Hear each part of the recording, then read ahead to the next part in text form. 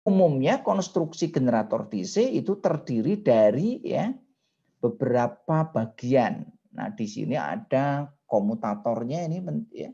Yang paling penting sebenarnya adalah nanti ada rotor dan stator, itu penting ya. Stator di sini dan rotor.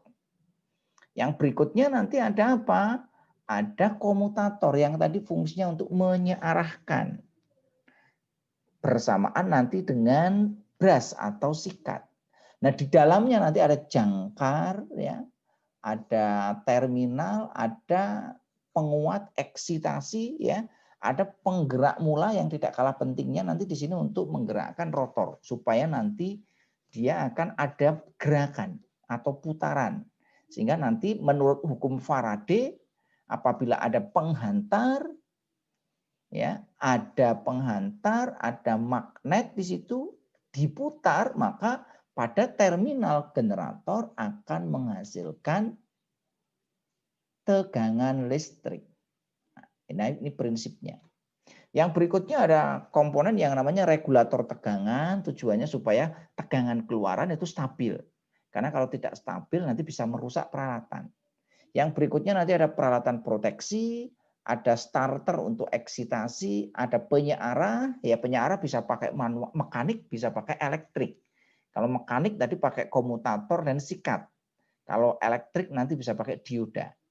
Itu nanti berarti kita bicara tentang brush dan brushless generator DC. Yang berikutnya nanti ada bearing, ada generator chassis ya atau yoke atau frame. Nah, ini kalau kita lihat ya konstruksi dari generator DC ya yang paling penting itu adalah komponen stator dan rotor. Stator itu adalah rangka, terdiri dari rangka motor, belitan stator, sikat arang, bearing, dan terminal box. Sedangkan rotornya terdiri dari komutator, belitan rotor, kipas rotor, dan poros rotor. Nah, ini kita bisa lihat yang untuk rotornya di sini. Nanti kita lihat ya, konstruksi atau komponen dari generator DC satu persatu. Nah, ini kalau kita belah ya, kalau kita belah ya, generator DC itu isinya apa aja, ini kita bisa lihat. Yang paling penting itu di generator itu adalah yang pertama itu ada armatur konduktor. Yang kedua ada field winding atau untuk statornya, belitan statornya. Yang berikutnya nanti di tengah itu ada komutator dan di sini ada brush. Nah, kalau kita lengkapi dengan apa namanya? Rangka, nah di sini ada macam-macamnya ya. Di sini nanti ada rangka statornya, di sini ada inti statornya, di sini ada kontak terminalnya, di sini ada lilitan penguat, ada inti kutub, dan ada cincin gesernya. Nah, ini adalah untuk konstruksi dari generator. Nah, ini kalau kita lepas satu persatu, ya, kita bisa lihat di sini. Jadi komponen utama dari generator listrik DC itu yang pertama adalah statornya di sini. Ini adalah rotornya.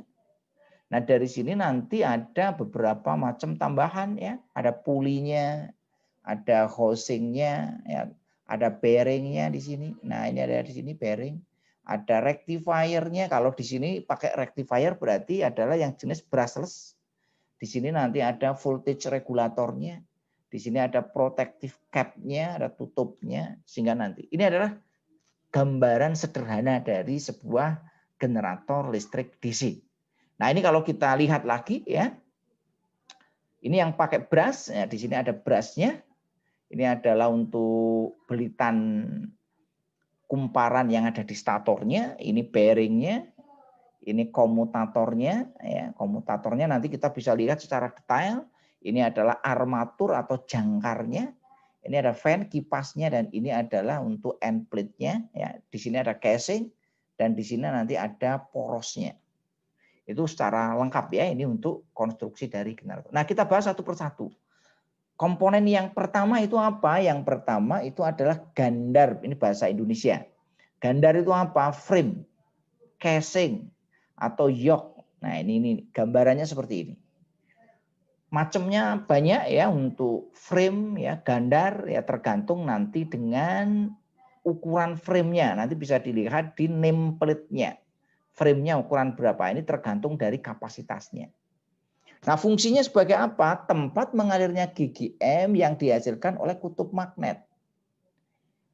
Yang kedua adalah untuk melindungi dan meletakkan komponen-komponen. Komponen-komponen tadi itu harus dilindungi dan diletakkan. Lah, letaknya di mana di frame ini? Kalau kita lihat di sini nanti ada fitnya ini untuk di skrup ke tempat dudukannya supaya tidak bergerak, karena generator kan nanti dikoppel dengan prime mover. Di sini nanti ada terminal box tempat keluarnya tegangan listrik. Di sini ada lifting eyes ya untuk mengontrol untuk ini ya. Berikutnya adalah bentuk, biasanya itu bentuknya silinder seperti ini, silinder tabung. Bahannya terbuat dari ferromagnetik yang kuat. Kenapa kuat ya? Karena ini harus menahan getaran ya, supaya tidak terjadi vibrasi. Nah, kalau untuk generator kecil biasanya terbuat dari besi tuang, sedangkan untuk generator besar terbuat dari baja campuran ya, yang dibuat dalam bentuk silinder. Nah, selain sebagai fungsi ini juga sebenarnya tempat untuk meletakkan nameplate. Nameplate ini penting. Informasi dari mesin listrik itu mesti punya nameplate. Trafo, motor, generator itu harus punya nameplate. Nameplate adalah informasi, data dan informasi yang berkaitan dengan spesifikasi teknis tentang generator. Agar engineer, teknisi, dan operator itu bisa paham dengan spesifikasi mesinnya. Yang berikutnya adalah komponen inti kutub magnet dan lilitan penguat magnetnya. Nah, ini kita bisa dilihat di sini. Ini ada dua macam, ada inti kutub utama dan inti kutub bantu. Nah, untuk memperoleh GGM, generator DC itu menggunakan kutub permanen. Sedangkan generator yang ukurannya besar itu biasanya menggunakan jenis magnet buatan, yaitu menggunakan magnet elektromagnet. Magnet yang dihasilkan dari penghantar yang dialiri arus listrik. Inti kutub itu terdapat lilitan penguat magnet. Nah, biasanya di sini untuk penguat magnet jumlah ya, apabila di sini jumlahnya banyak, luas penampangnya kecil. Atau sebaliknya, kalau jumlahnya sedikit ya, luas penampangnya itu besar, tergantung nanti dari kapasitas generatornya. Nah, yang berikutnya adalah komponen sikat atau brush. Sikat dikenal dengan istilah brush. Nah, fungsi dari sikat untuk apa? Yaitu menghubungkan aliran arus listrik ya dari lilitan jangkar dengan beban. Nah, biasanya ini salah satu kelemahan dengan menggunakan sikat ya, karena kalau nanti menggunakan sikat maka akan terjadi gesekan antara sikat dengan komutator pada saat rotor berputar yang akan mengakibatkan keausan. Maka di sini ya untuk bahannya itu sikat menggunakan bahan yang lebih lunak daripada bahan untuk komutator. Karena kalau bahan sikatnya lebih kuat ya nanti komutatornya yang rusak. Nah, biasanya sikat dibuat dari bahan berupa arang. Karena kenapa dipilih arang? Itu lebih lunak dari komutator dan juga nanti di sini titik leburnya tinggi serta daya hantar listriknya yang baik. Nah, ini contoh gambaran untuk brush atau sikat. Ini banyak sekali ya. Nah, di sini nanti dipasang di sini ya brush. Ini 1, 2, 3, 4 ya. Ini komutatornya di sini. Nah, ini komutatornya kita bisa lihat di sini komutator. Komutator adalah komponen dalam rotor yang berfungsi untuk menyearahkan. Nah, di sini nanti untuk menyearahkan nanti ada dua, yang menggunakan konvensional menggunakan komutator dan brush. Kalau yang brushless itu nanti menggunakan dioda. Nah, nanti untuk membahas dioda kemarin sudah saya jelaskan di video kuliah tentang motor listrik. Motor listrik jenis brush dan brushless sama ya, secara konstruksi antara generator dan motor listrik yang jenis brush maupun brushless. Nah, komutator dalam generator arus arah itu mempunyai jumlah yang banyak. Dan bentuknya adalah lempengan-lempengan. Kita bisa lihat di sini ada banyak, ini 1, 2, 3, ini sampai muter. Nah, masing-masing lempengan nanti disekat dengan menggunakan isolator. Nah, di sini kita bisa, ini kebagian komutator sini 1 sekat, ini 2, 3, 4, 5, 6, 7, 8, 9, 10, 11, 12. Tergantung nanti dari desainnya. Nah, masing-masing komutator nanti disekat di sini dengan isolator. Sehingga dinamakan sebagai cincin belah. Nah, yang berikutnya adalah jangkar. Nah, bentuk jangkar itu kayak begini. Ini kalau kita lihat ya, kita iris ya, untuk jangkarnya nanti bentuknya ya seperti ini. Seperti gear. Nah, biasanya untuk jangkar bentuknya silinder. Bentuknya silinder seperti ini. Yang pada bagian permukaannya nanti diberi alur. Nah, alur itu nanti untuk tempat belitan.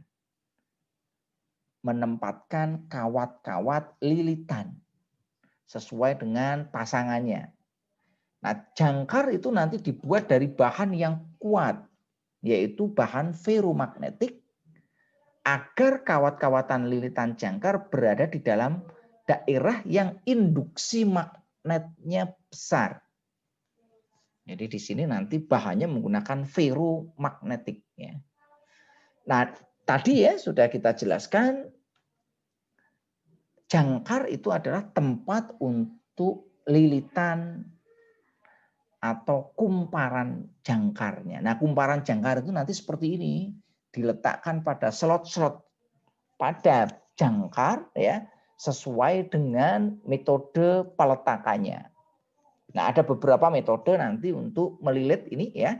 Nanti bisa dilihat di video saya tentang rewinding motor maupun generator DC. Nah, ini nanti bagaimana cara melilit motor DC maupun motor AC. Nah, di sini ada beberapa nanti metode yang bisa kita gunakan. Nah, lilitan jangkar adalah tempat terbangkitnya GGL induksi. Dalam satu alur jangkar itu dapat diisi satu atau beberapa sisi kumparan. Yang masing-masing sisi kumparan terdiri dari banyak lilitan. Nah, masing-masing perusahaan nanti mendesainnya berbeda-beda.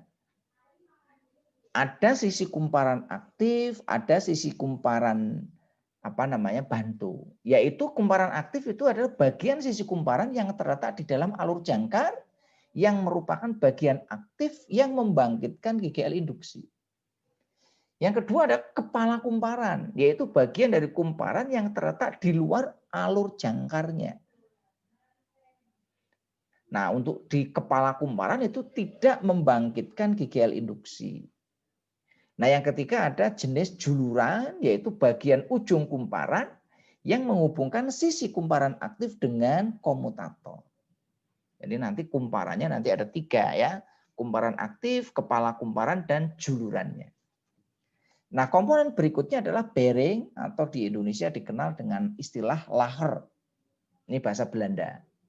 Fungsinya untuk apa? Yaitu menyeimbangkan putaran rotor yang digerakkan oleh prime mover atau penggerak mula. Nah, dengan adanya bearing atau laher ini nanti dia lebih halus suara, putarannya lebih halus. Dan juga nanti meminimalkan gesekan. Yang berikutnya apa? Supaya ini rotor dan stator itu tidak saling bersinggungan. Karena nanti kalau di sini terjadi vibrasi, kalau bearingnya pecah nanti akan vibrasi, maka rotor dan stator nanti bisa bersinggungan. Nah, ini bisa mengakibatkan kerusakan. Sehingga nanti harus dililit ulang, baik stator maupun rotornya. Nah, ini ada video untuk animasi ya, untuk generator DC kita bisa lihat di sini. Nah, ini. Ini adalah prime movernya, kita bisa lihat nih orang menggerakkan di sini. Nah, di sini konsepnya menggunakan medan elektromagnetik ya. Jadi di sini ini energi mekanik dirubah menjadi energi listrik. Nah, ini bisa digunakan di rumah, ya, di kantor dan lain sebagainya. Nah, di sini kita bisa lihat. Ini kalau kita lihat ya, untuk komponen di dalamnya sebuah generator. Ini tadi frame-nya disebut sebagai ya. Ini adalah pole core-nya. Ini fill coil-nya ya. Terus di sini adalah armatur tadi ya. Armatur core-nya ya, sudah saya jelaskan.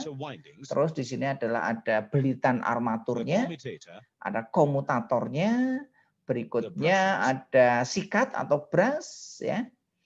Terus ada bearings ya. Nah, di sini nanti apa namanya? Di sini ada air gaps ya untuk celah udara ya untuk ini. Nah, ini adalah untuk frame ya, frame-nya atau yokes ya. Di dalamnya nanti ada kaki ya, tempat untuk meletakkan di sini ya. Terus ada frame-nya ya. Ada berbagai macam bagian yang ada di frame ya. Di sini. Nah, dia terbuat dari apa? Baja tuang ya dan juga baja yang ini. Nah, ini adalah yang berikutnya adalah medan magnetnya di sini ya, kita bisa lihat ya. Ini adalah belitan medannya. Ya, ini di sini nanti akan digunakan yang pada rotornya.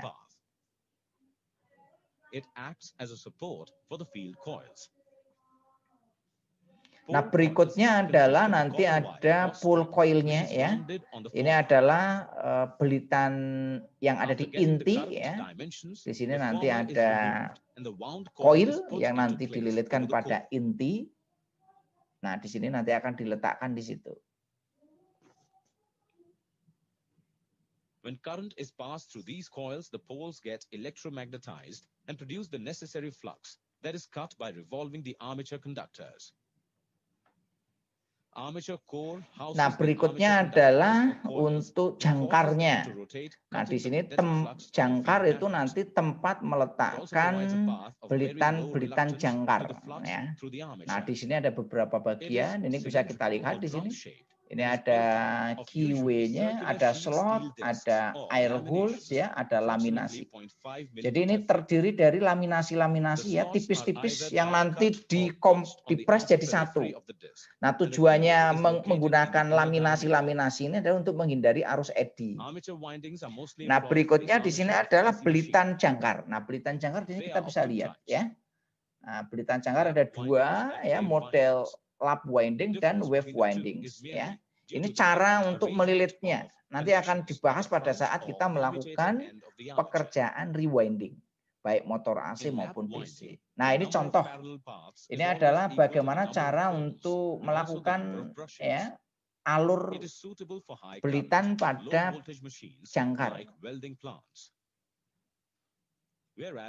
Nah, ini yang berikutnya adalah komutator segmen. Nah, ini cara melilitnya seperti ini ya. Nah, ini digunakan biasanya untuk generator-generator ya yang dapat digunakan di sini. Nah, yang berikutnya adalah komutator ya. Nah, di sini fungsinya adalah untuk merubah dari listrik AC menjadi DC. Nah, ini listrik yang dihasilkan pertama AC karena di sini generator DC maka harus disearahkan.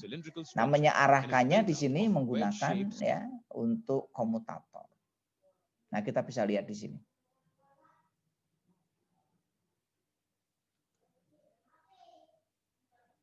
Segments of high conductivity, hard drawn or drop forced copper. The segments are insulated from each other by thin layers of mica. Nah, ini masing-masing bagian itu karena komutator jumlahnya cukup banyak dibuat dengan mekanisme itu dan ini. Nah, ini untuk sikat. Untuk sikat ya.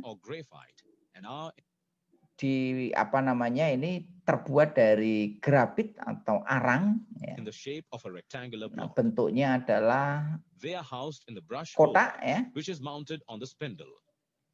Nah, ini dianukan dalam ini ya. Nah, ini caranya adalah seperti ini, kita bisa lihat.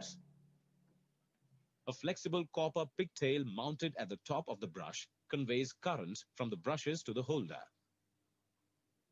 The number of brushes per spindle depends upon the magnitude of the current to be Nah, collected jumlah from the dari holder. ini tergantung And dari ball bearings are kapasitas ininya frequently ya. employed Nah, terakhir to itu certify adalah reliability. bearing ya. The Bearing ball itu and rollers laker. are generally packed in hard oil Nah, ini for digunakan quarter operations. untuk ini ya. Tadi sudah saya jelaskan detailnya. Note that sleeve bearings are used in order to reduce bearing wear.